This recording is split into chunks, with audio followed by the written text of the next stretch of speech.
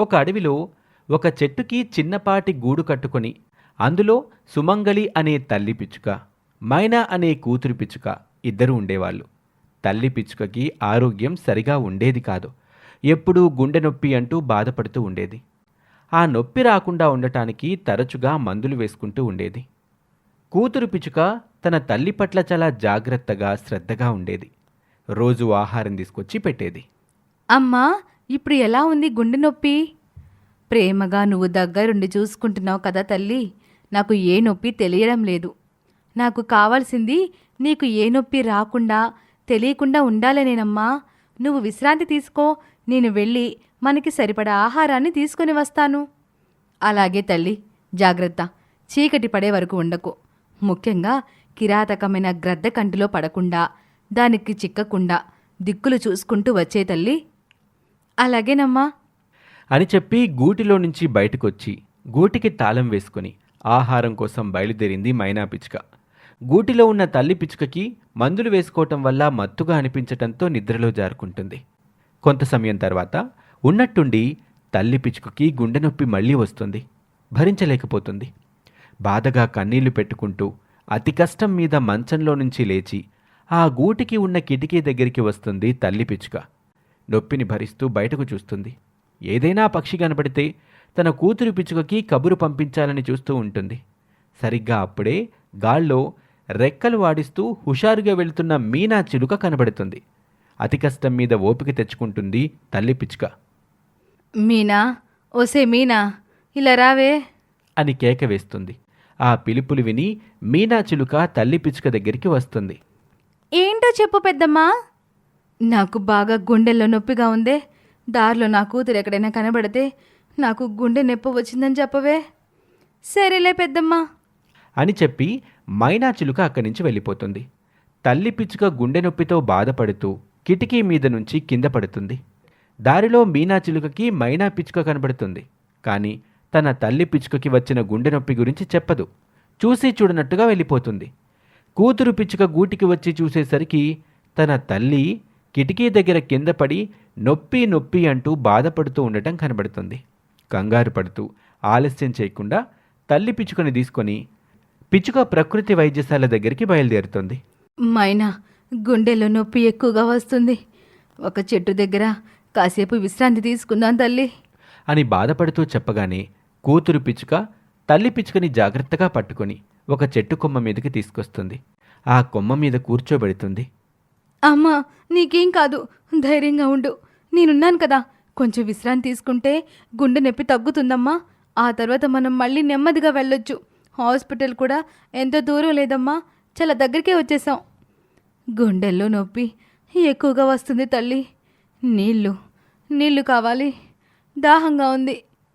నువ్విక్కడే ఉండమ్మా, నేనెళ్ళి నీళ్ళు తీసుకొని వస్తాను అని మైనా పిచ్చుక నీళ్ల కోసం ముందుకు వెళ్తుంటే ఒక చెట్టు కొమ్మ మీద కూర్చొని వాటర్ బాటిల్ పట్టుకుని ఫోన్ మాట్లాడుతూ మీనా చిలుక కనిపిస్తుంది. వెంటనే మీనా చిలుక దగ్గరికి చాలా ఆశగా వస్తుంది మైనా పిచ్చుక. అక్క, కొన్ని నీళ్ళు ఇవ్వవా? మా అమ్మకి గుండెల్లో నొప్పిగా ఉందంట, దాహం అవుతుందని అంటోంది. దయచేసి కొన్ని నీళ్ళు ఇవ్వవా అని బ్రతిమాలుతూ ఉంటుంది. ఫోన్ కట్ చేసిన మీనా చిలుక బ్రతిమాలుతున్న మైనా పిచ్చుకని చూసి, నీళ్లు కావాలా? అవునక్క, మా అమ్మకి గుండెల్లో నొప్పిగా ఉందంట, దాహం అంటుంది. కొన్ని నీళ్ళు ఇస్తే తాగేసి దగ్గరలో ఉన్న హాస్పిటల్కి తీసుకొని వెళ్తాను. ఇప్పుడు నేను చెరువు దగ్గరికి వెళ్ళి నీళ్లు తీసుకొచ్చే సమయం లేదక్కా. నేను మరొక ఊరికి పోతున్నాను. అందుకే బాటిల్ నిండా నీళ్లు తీసుకుని వెళ్తున్నాను. దారిలో నాకు దాహం అయితే ఏంటి నా పరిస్థితి? అయ్యో అక్క, మొత్తం నీళ్లు తాగదు మా అమ్మ. కాస్త గొంతు తడుపుకుంటుంది. అయినా నువ్వు వెళ్ళే దారిలోనే చెరువు ఉంది. అక్కడ నీకు కావలసిన నీళ్లు తీసుకో అక్క. ఇప్పుడు మాత్రం కొన్ని నీళ్ళు ఇవ్వక్క. అవతల మా అమ్మ ఇబ్బంది పడుతుంది. నేను చెప్పినట్టు చేస్తే నీకు నీళ్ళు ఇస్తాను. మా అమ్మకి నీళ్లు తాగించి వచ్చిన తర్వాత చేస్తానక్క. నీకు దండం పెడతా, నీళ్ళు ఇవ్వక్క. ఆవు పులి కథ నాకు తెలుసు. నీకు నీళ్లు కావాలంటే నేను చెప్పినట్టు చెయ్యి. చెప్పక్క, చేస్తాను. చేసిన తర్వాత నీళ్ళు ఇవ్వాలి. నాకు బాగా ఆకలిగా ఉంది. అది కాక వేరే ఊరికి కూడా వెళ్ళాలి కదా. రెక్కలు కూడా అలసిపోయాయి. నువ్వు వెళ్ళి పక్కనే ఉన్న చెట్లకి పళ్ళున్నాయి, వాటిని తీసుకొచ్చివ్వు. నీకు నీళ్ళిస్తాను. మైనా పిచ్చుక ఆలస్యం చేయకుండా పక్కనే ఉన్న చెట్టు దగ్గరికి వెళ్ళి 2 పళ్ళు తీసుకొని మీనాచిలుక దగ్గరికి వస్తుంది. ఆ పళ్ళిస్తుంది. మీనాచిలుక ఆ పళ్ళు తింటుంది. పళ్ళు రుచిగా ఉండటంతో మీనాచిలుక అప్పుడు నీళ్ల బాటిల్ ఇస్తుంది. నీళ్ల బాటిల్ తీసుకొని తల్లి పిచ్చుక దగ్గరికి వస్తుంది మైనా పిచ్చుక. అమ్మా అమ్మా నీళ్ళు తెచ్చానులే అమ్మా. చెట్టు కొమ్మ మీద తల్లి పిచ్చుక గుండె నొప్పితో బాధపడుతూ కూతురు పిచ్చుకని చూస్తూ ఇలా అంటుంది. నొప్పి, గుండెల్లో నొప్పి. మైనా, నేను భరించలేకపోతున్నాను. అని అరుస్తూ చనిపోతుంది. అమ్మా అమ్మా. అని పిలుస్తూ ఉంటుంది. ఎంత పిలిచినా ఆ తల్లి పిచ్చుక లేవదు. మైనా పిచ్చుక ఏడుస్తూ ఉంటుంది. ఆ ఏడుపు విని మీనాచిలుక అక్కడికి వచ్చి చూస్తుంది. నేను సరిదిద్దుకోలేని తప్పు చేశాను, నన్ను మన్నించు. అని మీనాచిలుక వెక్కి వెక్కి ఏడుస్తుంది. ఈ స్టోరీ మీకు నచ్చితే మా ఛానల్ని సబ్స్క్రైబ్ చేసుకోవడం మర్చిపోకండి. Thank you for watching. కూతురు చిలుక దిద్దిన కాపురం. చిన్నపాటి అడవి ప్రాంతంలో తల్లి సుమంగళి చిలుక తన కూతురు మీనా చిలుకతో కలిసి ఉంటుంది. కూతురుకు పెళ్లి చేయాలని సంబంధాలు చూస్తుంటే ఒక్క సంబంధం కూడా కుదరదు. దాంతో తన గూటిలో ఉన్న దేవుడి ఫోటో ముందు కన్నీళ్లు కారుస్తూ, దేవుడా, నా కూతురుకు పెళ్ళయ్యే అదృష్టం లేదా? ఆయననడిగితే ఆయనేం చేస్తాడమ్మా? నన్ను చూడ్డానికి వచ్చిన వాళ్ళందరూ మీ నాన్నెక్కడా, ఇంకా మీ అమ్మ సుమంగళిగా బొట్టు పెట్టుకుని ఉంటుంది అని అడుగుతున్నారు. నేను నిన్ను చూస్తున్నాను, నువ్వేమో తప్పు చేసిన దానిలా తలదించుకుంటావు. అవునమ్మా, నేనే తప్పు చేశాను. అందుకే ఇప్పుడు అనుభవిస్తున్నాను. భర్త లేడనే బాధ నేను పడుతూ, తండ్రి లేడనే బాధను నీకు కలిగించాను. ఇప్పుడైనా చెప్పమ్మా, నాన్నెవరు, ఎక్కడున్నాడు, ఎందుకు మీరు విడిపోయారు, నా జీవితానికి ఎందుకిలా అడ్డంకులుగా మిగిలిపోతున్నారు? తల్లి సుమంగళి చిలుక తనకు కాకయ్య అనే మగకాగితో జరిగిన పెళ్లి గురించి, పెట్టిన వేరే కాపురం గురించి, తన అత్యాశ కోరికల గురించి, కాకయ్య తీసుకొచ్చే తక్కువ సంపాదన గురించి, ఇద్దరికీ గొడవలు జరిగిన సందర్భాల గురించి వివరంగా చెప్తుంది. అది మొత్తం వింటుంది కూతురు మీనాచిలుక. ఇప్పటివరకు జరిగిన దానిలో నాన్న తప్పులేదు, అంతా నీ తప్పే ఉంది. అయినా నాన్న చేసేది కరెక్టే కదమ్మా. తన సంపాదన ఏంటో పెళ్లికి ముందే చెప్పాడు కదా, అది నచ్చే కదా నువ్వు పెళ్లి చేసుకుంది. మరి ఆ తర్వాత ఎక్కువ సంపాదన కావాలని గొడవెందుకు చేశావు? కూతురు మీనాచిలుక వేసిన ప్రశ్నకు తల్లి సుమంగళి చిలుక దగ్గర ఎలాంటి సమాధానం లేదు. మౌనంగా ఉండిపోతుంది. నిన్ను అడిగి ఎలాంటి ప్రయోజనం లేదని నాకర్థమైంది. కనీసం నాన్న ఎక్కడ ఉంటాడో అదేనా తెలుసా? పడమటి దిక్కున ఒక్కడే ఉంటున్నాడని వాళ్ళు వీళ్ళు అంటుంటే విన్నాను. పూర్తిగా నాకు తెలీదు. ఇప్పుడైనా నోరు విప్పినందుకు చాలా సంతోషం, ఉంటాను అని చెప్పి మీనాచిలుక తల్లి చిలుక దగ్గర్నుంచి తన తండ్రి కాకయ్య దగ్గరికి వెళ్తుంది. తన భార్య పోలికలతో ఉన్న చిలుకను చూడగానే తన కూతురు అనిపించింది. కాని ఒకే పోలికలతో 7 ఉంటారని విన్నాను కదా, ఒకవేళ కాకుంటే అనుకుని ఏమీ మాట్లాడకుండా ఉంటాడు కాకయ్య. ఎవరు నువ్వు?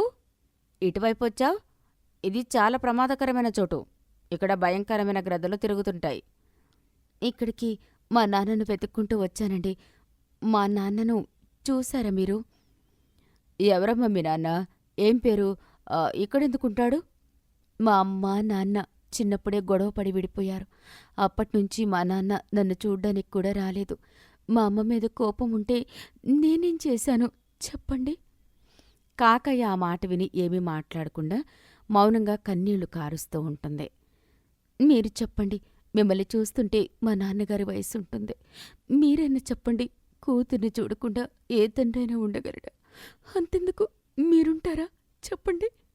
కూతుర్ని చూడాలని ఏ తండ్రికి మాత్రం ఉండదు చెప్పమ్మా. రాలేదని నువ్వు ఎంతగా బాధపడుతున్నావో, రాలేకపోయినందుకు మీ తండ్రి కూడా అంతగా బాధపడుతూ ఉండొచ్చు కదా. మీనాచిలుక ఏమీ మాట్లాడకుండా కాకయ్యలోని బాధను అర్థం చేసుకోవడానికి ప్రయత్నం చేస్తుంది. చూడు తల్లి, నేను ఒక తండ్రిగా ఆలోచన చేసి చెప్తున్నాను. మీ నాన్నగారు నీ దగ్గరికి రాకపోవడానికి ఎన్ని కారణాలుండొచ్చో, కాని నిన్ను చూడకుండా ఉండలేకపోయి ఉంటాడు. మీకెలా తెలుసు? చెప్పాను కదమ్మా, నేను ఒక తండ్రిలా చెప్తున్నాను అని. నేను నా భార్య గొడవపడి విడిపోయాం. కాని నేనెప్పుడు నా కూతుర్ని మరిచుండలేదు. నా కూతురుకు తెలుసో తెలీదో నాకు తెలీదు, కానీ నేనున్నప్పుడు మా గూడుకు ఎదురుగా ఒక గుబురు చెట్టు ఉండేది. ఆ చెట్టులోకి వెళ్తే బయట ఉన్న వాళ్ళు మనకి కనిపిస్తారు, కానీ లోపల ఉన్న మనం వాళ్లకు కనబడం. అది నాకు చాలా ఉపయోగపడింది. ఆ మాట విని మేనచిలుక ఆలోచన చేయడం మొదలుపెట్టింది. తన గూడు దగ్గర గుబురు చెట్టు ఉందా లేదా అని గుర్తు చేసుకుంటూ ఉంటుంది. కానీ ఉన్నదనే గుర్తుకొస్తుంది. తిరిగి ఏమీ తెలియనట్టుగా అడగడం మొదలు పెడుతుంది మేనాచిలుక. మేనాచిలుకను గమనించిన కాకయ్య తనలో తాను, నేను చెప్పింది నిజమా కాదా అని గుర్తు చేసుకుంటుంది కాబోలు అనుకుని చిన్నగా నవ్వుకుంది. అలా గుబురు చెట్టు ఉంటే ఏమిటి ప్రయోజనం? అయ్యో చిట్టి తల్లి, నేను ఆ చెట్టు దగ్గరికి వెళ్ళి నా కూతుర్ని చూసుకునేవాణ్ణి. తన ఏడుపులు, నవ్వులు, చేసే అల్లరి, ఆ అల్లరి పనులకు తన తల్లి విసుక్కొని కోపగించుకోవడం, నేను చూసి నవ్వుకోవడం అన్నీ నేను దగ్గర ఉండి చూసుకునేవాణ్ణి. ఆ సంతోషం నా మాటల్లో నేను చెప్పలేను తల్లి. కాకయ్య అలా చెప్తుంటే తను చేసిన అల్లరి చూసి తన తండ్రి ఇంతలా మురిసిపోయేవాడా అనుకున్నది మీనాచిలుక. నేను పేరుకే దూరంగా ఉన్నాను, కాని నా మనస్సు నా కూతురు చుట్టూ తిరుగుతూ ఉండేది. నిన్న మొన్న జరిగిన పెళ్లి చూపుల వరకు నేను చూసుకుంటూనే ఉన్నాను, తెలుసుకుంటూ ఉన్నాను.